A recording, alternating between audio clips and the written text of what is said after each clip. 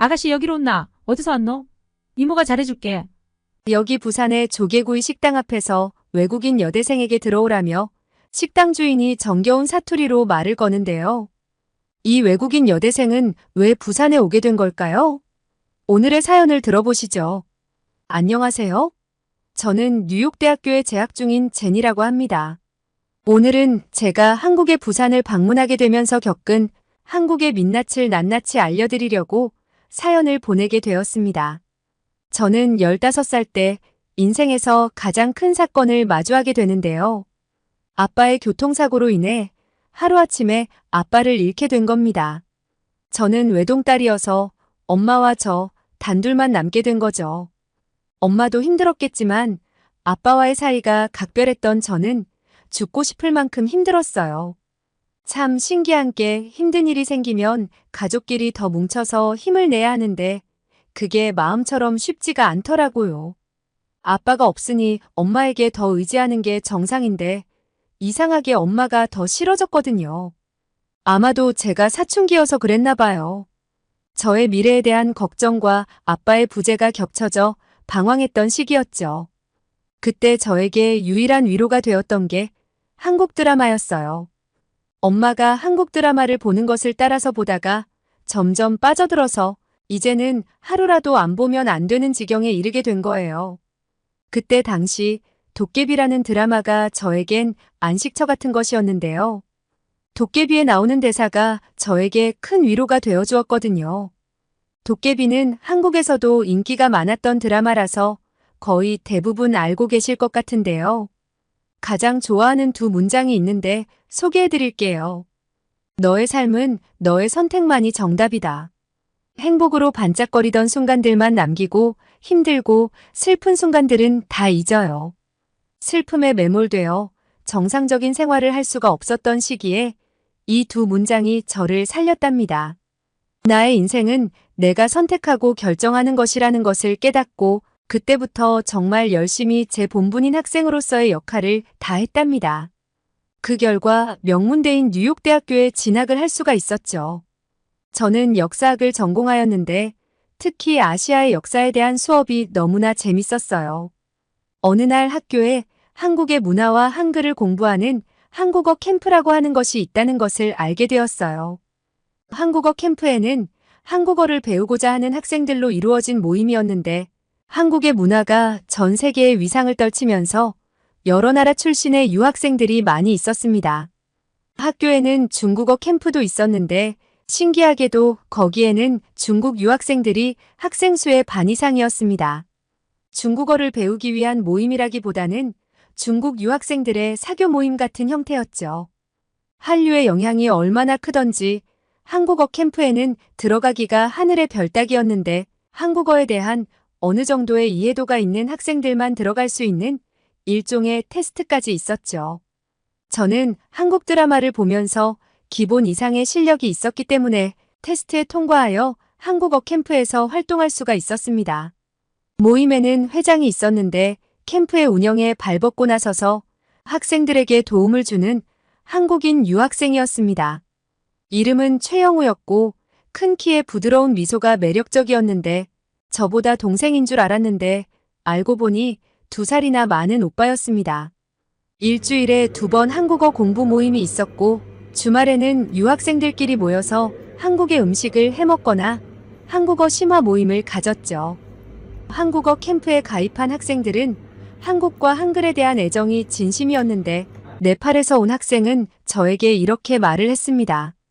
나는 부모님의 재력 덕분에 편하게 공부도 하고 이렇게 유학도 올 수가 있었지만 네팔은 굉장히 힘들게 살고 있는 젊은이들이 많이 있어.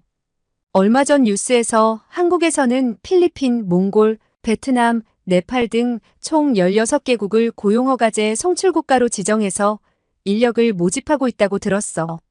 그래서 네팔에서는 한국의 고용허가제에 신청하기 위해서 원서 접수를 하는 큰 운동장에 수천 명의 네팔인들이 원서를 적는 사진이 공개되면서 한국에 취업하기 위한 열망이 엄청나다는 걸 알았지. 네팔에서의 수입의 10배에 달하는 한국에서의 취업은 그들에게 인생 역전의 기회거든. 평생을 일할 수 있는 것도 아니고 최장 10년 정도 일을 할 수 있다고 들었어. 하지만 고용허가제를 신청하기 위해서는 한국어 능력시험과 기능시험, 그리고 직무능력 평가를 거쳐야 하고 합격한다고 해도 면접과 체력 테스트, 기초기능과 직무능력 등의 테스트를 통과해야만 한국으로의 취업이 가능하지. 그래서 현재 네팔에서는 한국어 학원의 비용이 엄청 비싼데도 불구하고 한국어를 배우기 위해 고군분투하는 상황이야. 막연한 기대로 그러는 게 아니라 실제로 한국에서 돈을 번 사람이 네팔에서 좋은 집에 좋은 차를 타고 다니는 모습을 보게 되니 그럴 수밖에 없지. 이런 상황을 취재하기 위해서 한국에 취재진들이 와서 촬영까지 하고 간 걸로 알고 있어. 네팔에서는 한국과 한글에 대한 이야기를 하면 모든 사람들의 이목을 끌 정도야. 그래서 나도 한국에 대한 공부를 하고 싶어서 이 모임에 들어오게 된 거야. 네팔 유학생의 이야기를 듣고 나서 한국에 대한 시각이 완전히 달라졌어요. 저는 그저 한국 드라마가 너무 좋아서 한국어를 배워보고 싶은 마음에 들어온 건데 정말 한국에 대한 제대로 된 공부를 하기 위해 모임에 들어온 친구들이 대부분이었거든요. 한국은 문화뿐만 아니라 경제력과 군사력에 있어서도 세계 강대국들과 견줄 만큼 발전된 선진국이었던 거죠. 한국어 캠프에서는 한국어를 잘하는 친구들이 강사로 활동을 하며 이제 막 시작한 친구들에게 한글을 가르쳐주는 등 도움을 주고 있었는데요. 강사들끼리 모여서 모임을 갖는 모습을 보니 저도 그 자리에 끼고 싶었습니다. 왜냐하면 그 모임에는 회장인 영우가 있었기 때문이에요. 보면 볼수록 매력적이었던 영우는 회장이라는 직책을 가지고 있으면서 온갖 잡일을 도맡아 하고 힘든 일도 잘 도와주는 등 인기가 정말 많았거든요. 한국 드라마에서 보던 남자 주인공 같은 외모였는데 키도 크고 피부도 좋았어요. 그때 당시 저는 모임에서 강사가 되기 위해서 한국어 공부를 전공 관련 공부보다 더 열심히 했던 것 같아요. 그 결과 한국어 실력이 일취월장하여 강사가 될 수 있었죠. 덕분에 영우와도 엄청 가까워지게 되었고 모임이 있는 날은 점심도 같이 먹을 정도로 친해졌어요. 한 번은 새로 생긴 한인식당이 있다는 소문을 듣고 거기로 가서 점심을 먹기로 하였는데요. 학교 근처인 맨하튼에는 한국인이 아닌 영국인이 운영하는 한식당이 있는데 예전에 갔을 때 불고기와 김치볶음밥을 먹었었는데 그 맛이 정말 좋았거든요. 그곳에는 김치찌개와 비빔밥, 카레와 라면 등을 팔았는데 불고기가 가장 인기가 좋았습니다. 그 한식당으로 가려고 했지만 점심 피크 시간이라서 줄을 서서 기다려야 하는 상황이라 그냥 그 근처에 한식당이 새로 오픈을 했다고 해서 영우와 같이 가기로 했던 거죠. 그런데 이상하게 오픈한 식당은 손님이 거의 없었어요. 보통 한식당은 이 시간에 앉을 자리를 찾기가 힘든데 너무나 한산했던 거죠.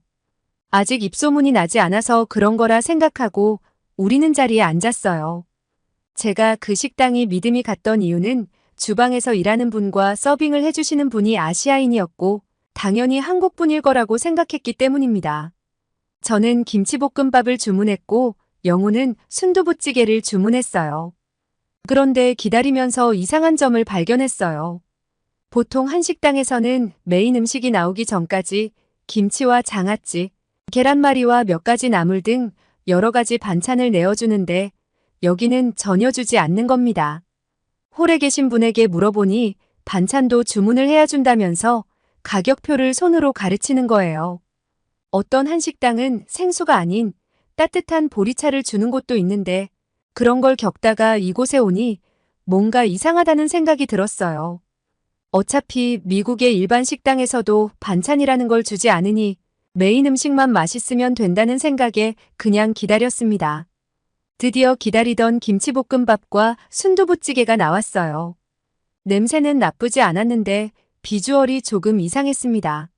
순두부찌개에 순두부가 딱딱해 보이는 사각 모양이었고 김치볶음밥에는 계란 후라이가 올라가 있어야 하는데 그냥 볶음밥만 나온 거예요. 김치볶음밥을 한 숟가락 떠서 먹었더니 다른 한식당에서 먹었던 아삭한 김치의 식감이 아니고 물컹한 식감이었어요. 삼키기 힘들 정도로 맛이 없었는데 앞에 영우가 있으니 뱉지도 못하고 눈을 질끈 감고 그냥 삼켰습니다. 그런데 영우도 순두부찌개를 먹더니 인상을 찌푸리더라고요. 우린 서로 눈을 마주쳤는데 제가 영우에게 낮은 목소리로 말했어요. 여기 조금 이상하지 않아? 이건 내가 먹던 김치볶음밥 맛이 아니야. 영우도 고개를 끄덕이며 말했어요. 맞아, 순두부찌개에 들어있는 두부도 순두부도 아니고 시큼한 맛이 나는 게 약간 상한 것 같아. 그냥 넘어갈 일이 아닌 것 같아서 직원에게 맛이 이상하다고 말을 했더니 직원은 음식에는 문제가 없다며 무서운 표정을 짓는 거예요. 그때 재치 있게 영우가 한국말로 혹시 한국분이신가요? 라고 말을 했더니 그 직원은 말을 못 알아들었는지 엉뚱한 말을 하더라고요. 우리는 한국인이 아니라는 확신을 갖고 그냥 나가자고 했어요. 우리가 가방을 챙겨 식당을 나설 때 그 직원이 주방 쪽으로 가더니 주방장과 대화를 하는데 세상에 중국어로 대화를 하는 거예요. 그 사람들은 중국인이었던 거죠. 물론 한식당을 꼭 한국인만이 운영을 할 수 있는 건 아니지만 제대로 배우지 못한 저런 중국인 때문에 한식의 이미지가 나빠지진 않을까 우려되기도 했어요.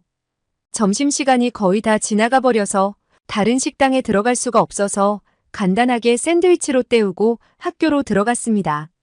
2주 후면 방학이라서 마무리해야 하는 과제들이 많아 바쁜 하루하루를 보내고 있었습니다. 한국어 캠프에서는 방학 때 한국을 방문하는 계획을 세우고 있었는데 한국의 사투리를 조사하고 여행도 하는 커리큘럼을 짰습니다. 개인 사비로 가는 거라서 신청하는 학생이 많이 없었고 4명의 학생이 참여하게 되었어요.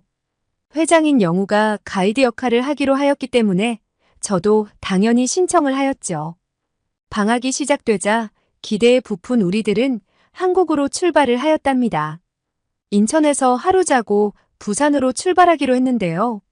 사투리를 직접 사용하는 사람들을 보고 싶었고 영우의 이모부가 부산의 한 대학에서 국어교육과 교수님으로 계시는데 사투리에 대한 연구 논문도 쓰셨던 분이라 고급 정보를 많이 알아갈 수 있을 거라고 생각이 들어서 부산으로 가게 된 겁니다. 한국의 사투리는 지역마다 다른데 경상도와 전라도, 강원도, 충청도, 제주도 등 그리 넓지 않은 나라에서 이렇게나 많은 지역 방언이 있다는 것이 신기했습니다. 영우의 안내로 한국에 도착을 해서도 우리는 헤매지 않을 수가 있었습니다.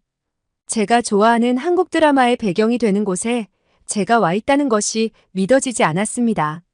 인천공항 근처의 숙소에서 하루를 보내고 부산으로 출발을 하게 되었어요. 아침 일찍 출발한 탓에 배가 너무 고팠었는데 영우가 부산에서 유명한 음식이 많이 있지만 점심으로 먹기에는 돼지국밥과 밀면이 있는데 우리 보고 선택을 하라고 했어요. 다수결로 결정을 하였는데 밀면이 압도적으로 많아서 밀면을 먹으러 갔습니다. 우리는 KTX를 타고 왔는데 부산역 근처에 유명한 밀면 식당이 있어서 그곳으로 발걸음을 옮겼어요. 식당에 도착하자 점심시간이 다 되어서 그런지 기다리는 줄이 엄청 길었습니다. 미국이었으면 다른 데 가자고 했을 텐데 이렇게 기다리는 긴 줄을 보니 먹고 말겠다는 굳은 의지가 샘솟더라고요. 다행히 20분 정도 기다리자 식당 안으로 들어갈 수가 있었습니다. 메뉴는 물밀면과 비빔밀면, 만두 이렇게 3가지였는데 물밀면과 비빔밀면의 차이점을 영우에게 듣고 조금 더웠던 저는 물밀면으로 주문을 하였어요. 주문한 음식이 나오자 다들 사진을 찍는다고 정신이 없었죠. 살얼음의 국물이 정말 시원해 보였답니다.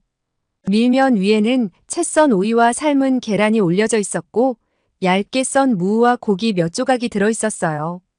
휘휘 저어서 밀면을 한 젓가락 먹었더니 시원하면서도 감칠맛이 느껴지는 게 너무 맛있었어요. 친구 중 하나는 비빔밀면을 주문했는데 조금 맵다고 하면서도 아주 잘 먹더라고요. 저는 새콤달콤한 무절임 반찬이 너무 맛있어서 다 먹었더니 직원분이 어떻게 알고 오셨는지 더 갖다 주셨어요. 저는 왜 부산에서 밀면이 유명하게 되었는지 궁금해서 영우에게 물어봤더니 6.25 전쟁으로 부산으로 몰려온 피난민들이 비싼 메밀로 만든 냉면을 사 먹을 형편이 되지 못해서 값싼 밀가루와 전분으로 만든 밀면을 만들었는데 의외로 그 면발이 쫄깃한 식감으로 맛이 좋아 처음에는 경상도 냉면이라고 불렸다고 합니다. 음식에 대한 유래를 알게 되니 좀 숙연해지기도 했습니다. 저희는 얼른 식사를 마치고 영우의 이모부께서 계시는 학교로 방문을 하였어요. 영우의 이모부는 너무나 인상이 좋으셨는데 한국과 한글에 관심이 많은 우리들을 기특하게 생각해 주셨어요. 한글을 사랑해줘서 너무 고맙다고 하시며 한글이 너무나 아름다운 글자인데 요즘 어린 학생들이 한글을 줄여서 사용하는 것이 유행처럼 번지며 새로운 신조어들이 난무하게 되어 속상하다는 말씀도 하셨어요. 영우도 고개를 끄덕이며 맞다는 이야기를 하는데 예를 들면 이런 거였죠. 갑분싸 갑자기 분위기가 싸해지다. 존맛탱 정말 맛있다. 이런 줄임말들이 기존의 한글보다 더 많이 쓰이고 있는 것이 문제라고 하셨는데 학생들의 이런 왜곡된 한글 사용을 빨리 바로 잡아야 하고 어른들의 역할이 중요하다고 말씀하셨어요. 그러면서 한글의 우수성에 관한 이야기도 빼놓지 않으셨는데요. 한글은 세종대왕이 백성을 위해 직접 만든 글자로 왕이 직접 글자를 만든 건 전 세계에서 한글밖에 없다고 하셨죠. 그리고 영어나 한자 등의 글자는 처음에 어떻게 만들어졌는지 정확한 기록이 없지만 한글은 세종대왕이 1443년에 창제하고 약 3년간의 검증 기간을 통해 1446년 백성에게 반포한 명확한 기록이 남아있다고 하셨어요. 그리고 한글은 모음 열자와 자음 열네자만 알면 쉽게 조합해서 배우고 쓸 수 있다는 말씀도 하셨죠. 이렇게 독창적이고 과학적인 한글에 대한 설명을 교수님께서 직접 해주시니 귀에 쏙쏙 들어오더라고요. 평소에 한글을 사랑했던 저는 한글의 우수성을 또 한 번 느낄 수가 있었습니다. 한국 드라마를 보면 배우들의 감정이나 느낌을 한글로 표현하는 것들을 보게 되는데 한글만이 가능한 표현이 아닌가 하는 생각을 한두 번 한 게 아니거든요. 저는 부산의 사투리를 직접 들으려면 어디로 가는 게 좋을지 여쭤봤더니 국제시장과 깡통시장이라고 하는 곳이 있는데 영우가 잘 안내해 줄 거라고 하셨어요.